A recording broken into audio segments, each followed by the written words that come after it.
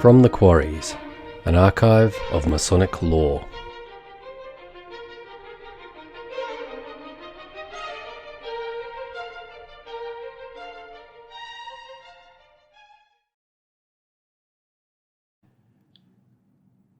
Companions, thank you for the invitation to present a lecture from the archives to you this evening. The topic for tonight's address is on the interpretation of symbols, and as we are all members of an organization veiled in allegory and illustrated by symbols, I think that this is particularly appropriate. The problem with symbolism is, of course, that this can be a rabbit hole that just becomes curiouser and curiouser the further you fall into it. Did you know, for example, that today is a particularly symbolic day? Let's explore that idea by posing the question, what would learned brother Pythagoras think? We meet as members of Southern Cross Royal Arch Chapter number 17 on the 17th of July 2020, so already there are two 17s at play. However, if we add the value of the numbers forming today's date together, 1 plus 7 plus 0 plus 7 plus 2 plus 0, we get yet another 17. So, 3 17s. The number 17 is, of course, composed of 3 straight lines. And what would Brother Pythagoras do with 3 straight lines? I hope you enjoy the presentation.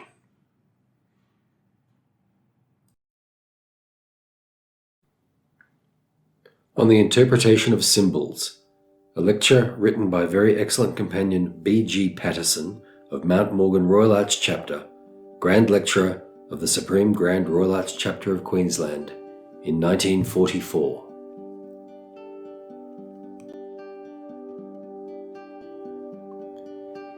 It was the curious practice of the Church of Scotland in days that are past to expect its ministers to expound the scriptures to their people with such painstaking care that one single diet of worship would not suffice for all that had to be said on any one verse. And congregations would listen to sermons on one text for week after week, and often for month after month. Kirk session records would meticulously note the texts chosen and the number of Sundays devoted to each, and if their minister did not give them good measure, the people would complain to the presbytery, as did the good folk of a parish in Galloway in 1707, that he doth too often change his ordinary.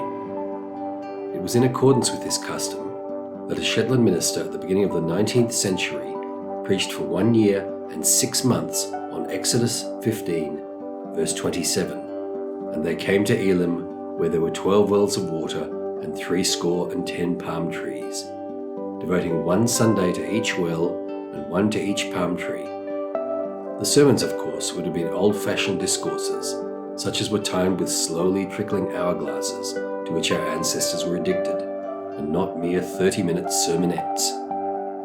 Presumably, the preacher took these wells and these palm trees as symbols. One cannot see how else he could have devoted so much time to them. And, if our assumption is correct, then what we have here as an example of the interpretation of symbols should really mean.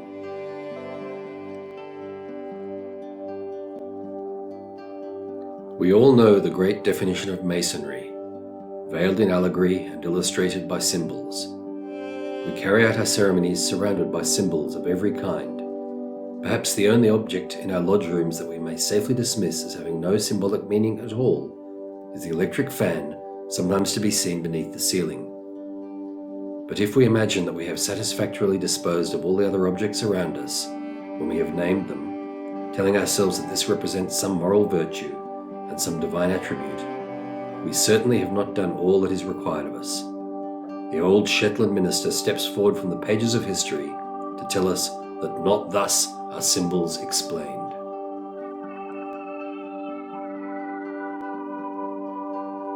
One does not expect our lodge rooms to be turned into lecture halls in which lengthy disquisitions on these symbols will be delivered to us. There ought to be no need for that. It should suffice if we show ourselves to be truly speculative Masons, who will think out our interpretations for ourselves step by step, in the light that is thrown upon these symbols as we advance in Masonry. Some, of course, will say that this is wrong, and that a few words of elucidation are all that we require. To their way of thinking, a little pocket glossary giving the various symbols and their respective meanings would be perfectly possible and perfectly adequate. But our symbolism is not quite so simple as this. Not only would such explanations be too brief to be of much value, but they would overlook the fact that in many cases our symbols are meant to carry several interpretations.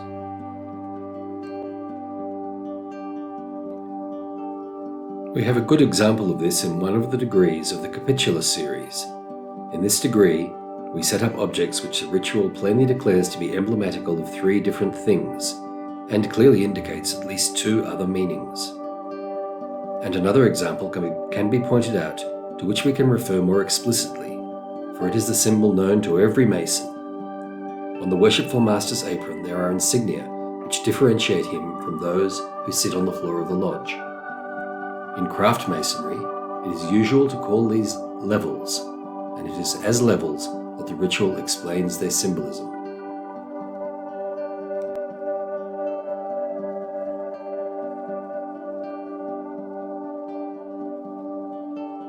But this is not all that can be said about them. One great Masonic authority has declared that they come to us from the dim and remote past, being really phallic emblems. It is an unpleasant suggestion, yet, if we see fit to belong to an institution of such incredible antiquity as Masonry, we are liable to run up against distasteful facts such as this.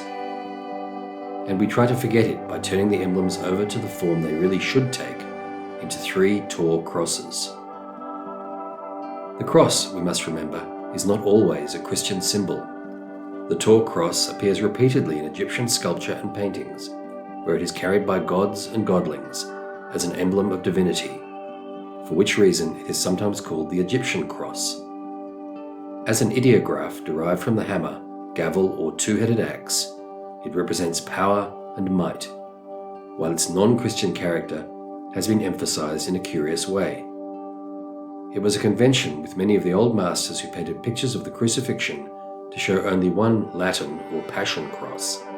The thieves hang on non-Christian Tor crosses.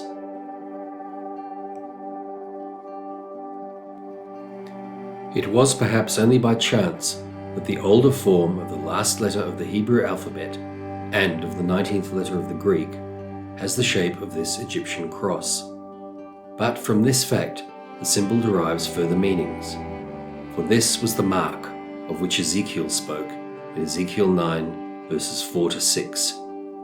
Go through the midst of the city, and set a Tor upon the foreheads of the men that sigh and that cry, slay utterly, but come not near any man upon whom is the Tor. And thus the symbol is one of mercy and acquittal.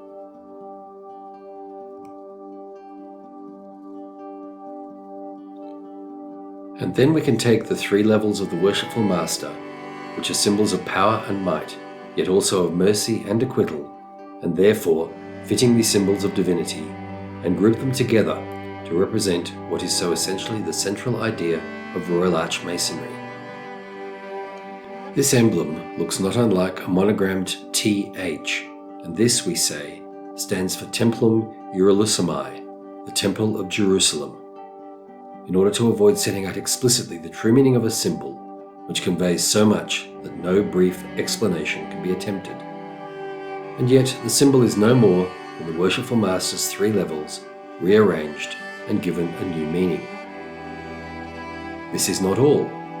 Other examples of multiple symbols can be pointed out. The square, compasses, and the volume of the sacred law of the craft are explained differently and more fully in the ceremony of the Royal Arch. We must go to the order of the temple to learn the true meaning of the material of our aprons.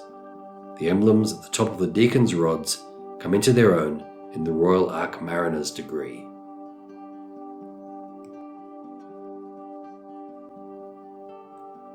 The first 3 degrees of Freemasonry, says Mackey, are called the symbolic degrees, notwithstanding that symbolism is to be found in all degrees. For the outstanding feature of these 3 degrees is that their mode of instruction is by symbols. They are not without legends, but the lessons that are communicated to candidates are conveyed through the medium of symbols. And the great legend of Freemasonry, which is found in the Master Mason's degree, is itself a symbol of the most abstruse and solemn signification. In other degrees, we find tradition or legend taking the place of symbols, and the symbolic feature ceases to predominate. But here, it is the central feature of each degree. It has been said that all we may hope to learn in Freemasonry is contained in these first 3 degrees. To this extent, the assertion is true. Many of the lessons and most of the symbols of the advanced steps of the craft are here in these degrees, but not developed to the full. He who feels perfectly capable of discerning for himself the complete interpretation of these symbols might be justified in claiming that for him all these additional steps are needless and meaningless. But who would care to make such a claim? How many of us are there who can dispense with the help that these extra degrees give us? The symbols that we see around us at our initiation into the craft convey valuable lessons to us. As we advance, these will take on fuller meanings. In some cases, they will take on new meanings which we would never have been able to grasp for ourselves. And thus, their full interpretation is gradually unfolded to us, until at length each one becomes to us, as it were, one of the palm trees of the grove of Elam.